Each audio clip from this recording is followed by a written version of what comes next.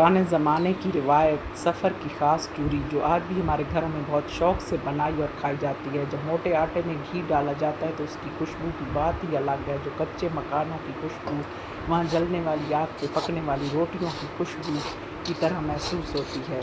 अस्सलाम वालेकुम। आज मैं सफ़र की ख़ास चूरी बना रही हूँ। गंदम का आटा, मोटा आटा स्पेशल चक्की से बनवाया जाता है और उसको देसी घी डाल के थोड़ा नमक पानी डाल के गूँधा जाता है। फिर उसकी बहुत ही मोटी रोटियाँ बनाई जाती हैं तवे की साइज़ की, जो कि हमारी नानियाँ फूफो वगैरह बनाती थी, लेकिन मुझसे वो रोटी नहीं बनती। तो मैं छोटे छोटे पेड़े बना के हम देवरानी हैं ये छोटी छोटी रोटियाँ बनाती हैं। ये थोड़ी आसानी से पक जाती हैं और बन जाती हैं।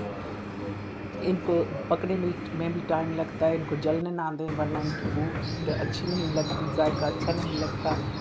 ये देखें छोटी रोटी बन रही है। इस पे पकाते हुए भी थोड़ा सा ऑयल या घी जो भी आपके पास हो वो लगाते जाएं और इसको फिर जब एक साइड पक जाए तो दूसरी साइड इसकी पलट दें। मैंने इसका एक जुगाड़ लगाया, गैस जाने वाली थी तो मैंने ऊपर पतीले का ढक्कन रख दिया ताकि ऊपर से भाप मिले, नीचे से गर्माइश मिले तो ये जल्दी पक जाए। फिर इसके छोटे छोटे टुकड़े करके इसको कूट लें और फिर इसमें शक्कर और घी ऐड करके मिक्स करके विटामिन ई और कार्बोहाइड्रेट से भरपूर ये रोटी बहुत ही ग़िज़ाइयत वाली है। ख़ुसूसन इसको सर्दियों में खाया जाए तो बहुत ही ताकतवर ये ग़िज़ा है।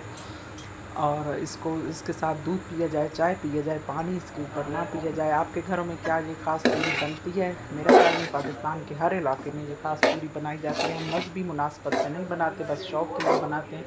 साथ में मैं ये कहवा तैयार कर रही थी, अस्तफ़ुदूस का कहवा, जो कि गला ख़राब नज़ला के लिए बहुत ही मुफीद है। ये मेरी फ़ाइनल लुक पूरी की तैयार हो चुकी है।